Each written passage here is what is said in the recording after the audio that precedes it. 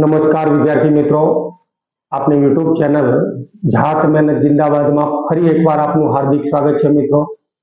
મિત્રો જીવનમાં શિસ્તનું મહત્વ એના વિશે આજે આપણે ચર્ચા કરીએ છીએ. મિત્રો વિદ્યાર્થી જીવન જે છે એ વિદ્યાર્થી જીવનમાં શિસ્ત એટલે કે ડિસિપ્લિન એનું શું મહત્વ છે, કેવી રીતે એ વિદ્યાર્થી પ્રગતિમાં મદદરૂપ થાય છે, કોઈ પણ વિદ્યાર્થીની પ્રગતિમાં મદદરૂપ થાય છે, એના માટે આપણે આજે એક સરસ મજાની ચર્ચા કરીશું. મિત્રો વિદ્યાર્થીઓ અને વાલીઓ દરેકે આ વિડીયોને જોવાનો છે. મિત્રો અને શિસ્ત અથવા તો ડિસિપ્લિન એનું વિદ્યાર્થી જીવનમાં શું મહત્વ છે એના વિશે આપણે થોડીક એવી ચર્ચા કરીશું. મિત્રો ધ્યાનપૂર્વક વિડીયોને જોજો, તેને લાઈક કરજો, શેર કરજો, સબસ્ક્રાઇબ કરજો.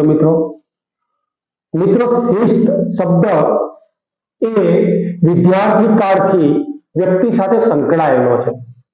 જીવન નાનપણથી જ્યારથી તમે સ્કૂલમાં પ્રવેશ કરો છો, જ્યારથી તમારું વિદ્યાર્થી જીવન શરૂ થાય છે, ત્યારથી એ તમારી સાથે આ શબ્દ જોડાય છે.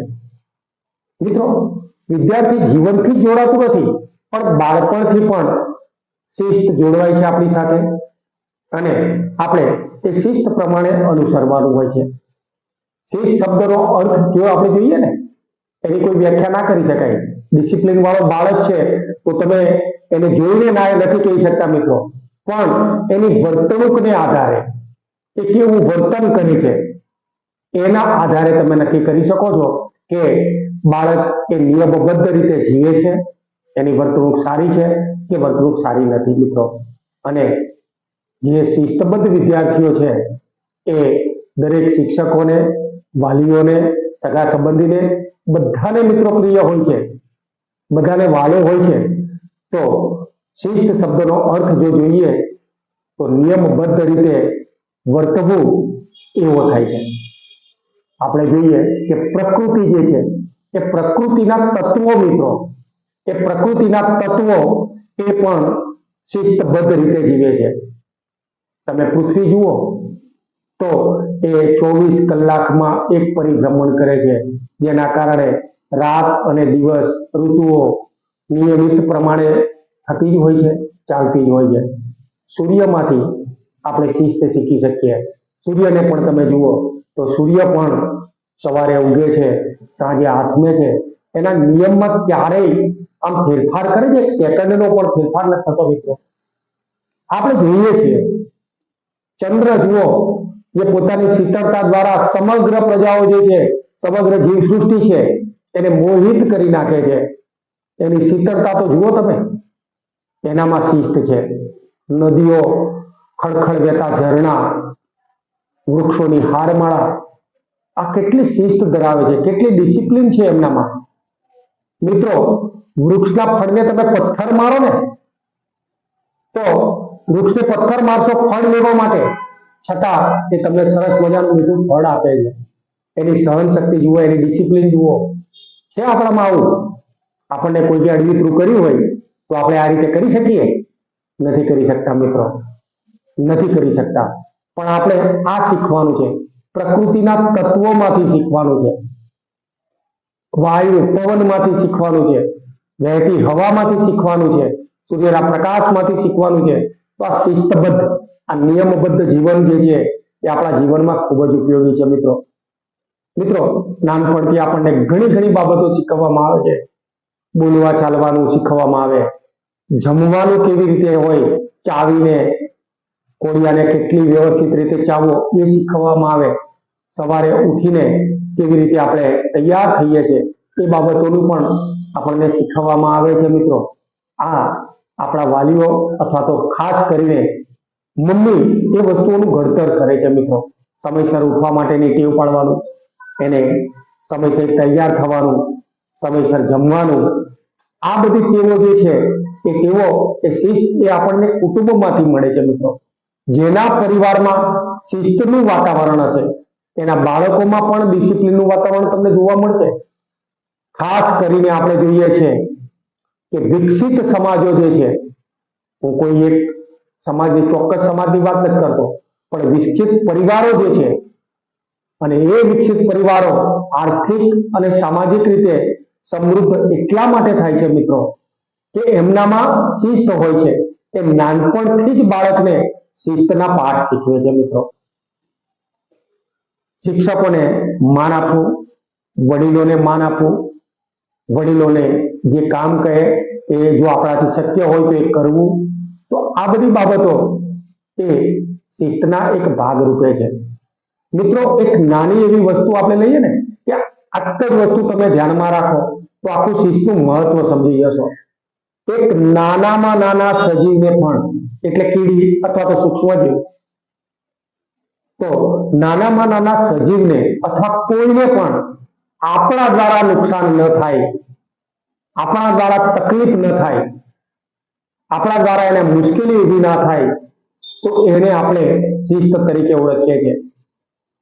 મિત્રો સાથે, વડીલો સાથે આપણે વિનય અને વિવેકથી વાત કરીએ. કેટલાક પરિવારોમાં તમે જુઓ તો સવારે ઉઠે સાંજ સુધી તમે જુઓ તો બૂમાબૂમ હોય છે મિત્રો. પડોશમાં રહેતા લોકો પણ એનાથી ત્રાહિમામ થઈ જાય, એનાથી કંટાળી જાય છે, એનાથી દૂર થતા જાય છે. કેમ? કારણ કે એ સવારથી ઉઠે સાંજ સુધી એમને મોટા અવાજથી બોલવું, કોઈને ધમકાવવું, અને સાથે બીજો પરિવાર કે જેમાં શિસ્તબદ્ધ કોઈને ઉઠાડવું હોય તો માત્ર હાથ હલાવીને ઉઠાડે, હાથ હલાવીને સવારે જગાડે. ધીરે રહીને પોતપોતાના કામો વ્યવસ્થિત રીતે પરિવારના સભ્યો કરે. સાંજ પડે પરિવારના સભ્યો સાથે બેસીને જમવા બેસે.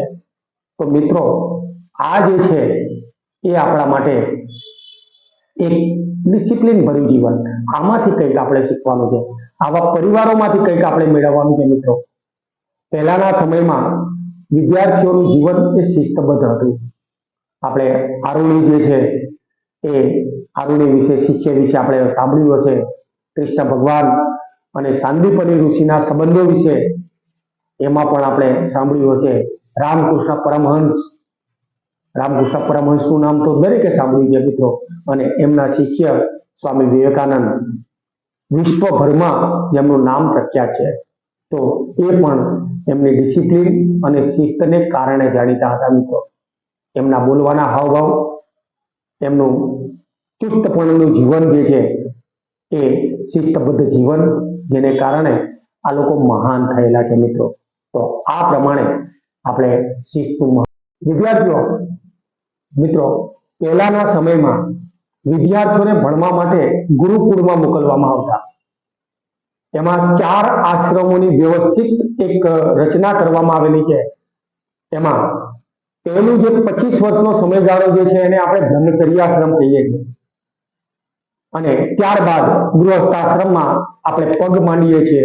તો આ બ્રહ્મચર્યાશ્રમ એ સમયગાળામાં શું, તો એ સમયગાળા દરમિયાન બાળકને ગુરુકુળમાં મોકલવામાં આવતા, ગુરુની પાસે મોકલવામાં આવતા, અને ત્યાં એને અનેક કામો, મહેનત કરવી, મજૂરી કરવી, ગાયો ચારવી, એમના માટે, એમની ઉપાસના માટે અથવા તો યજ્ઞ યાગ માટે લાકડા વીણવા, એમના માટે પૂજાપાઠ માટે ફૂલો વીણવા, આવા કામો પણ એમને સોંપવામાં આવતા મિત્રો. અને એ વિદ્યાર્થીઓ હરખભેર કામ કરતા, હરખભેર એ બધું કામ પૂરું કાઢતા. કારણ કે વિદ્યાર્થીઓને આ ગુરુઓએ પરિશ્રમ અને મહેનતનું જે મહત્વ છે એ સમજાવેલું છે મિત્રો. પરિશ્રમ એ પારસમણી છે, એનાથી લોખંડને પણ સોનામાં ફેરવી શકાય, એવું એમણે શીખ્યું છે મિત્રો. એમણે પરિશ્રમનું મહત્વ સમજાવ્યું છે. અને આના કારણે મિત્રો વિદ્યાર્થીઓમાં એક શિસ્તબદ્ધ જીવન તમને જોવા મળે છે. ભૂતકાળના વિદ્યાર્થીઓ એના તમે આપણે જોઈએ છીએ, શ્રવણ છે, ધ્રુવ છે, પ્રહલાદ છે, આવા જે નાના બાળકો છે, આરુણી છે, તો એમનામાંથી આપણને ઘણું બધું શીખવા મળે છે મિત્રો. એમના જીવનચર્યામાંથી, એમના જીવનમાંથી આપણે ઘણું બધું શીખીએ છીએ કે ડિસિપ્લિન એ લોકો નાનપણથી શીખ્યા છે. જો પ્રહલાદ એ રાક્ષસ કુળમાં જન્મ્યો છે, અને છતાં પણ એણે રાક્ષસ કુળમાં નહીં પરંતુ એને દેવોને પણ શરમાવે એ પ્રકારની શિસ્તબદ્ધ ભક્તિ કરી છે મિત્રો.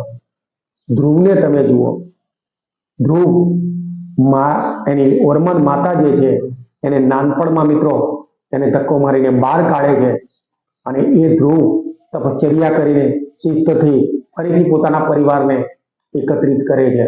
તો આ મહત્વ એ ગુરુઓ સમજાવે છે મિત્રો. ગુરુઓ તો ઘણું બધું આપે છે, શિક્ષકો તમને ઘણું બધું પીરસે છે.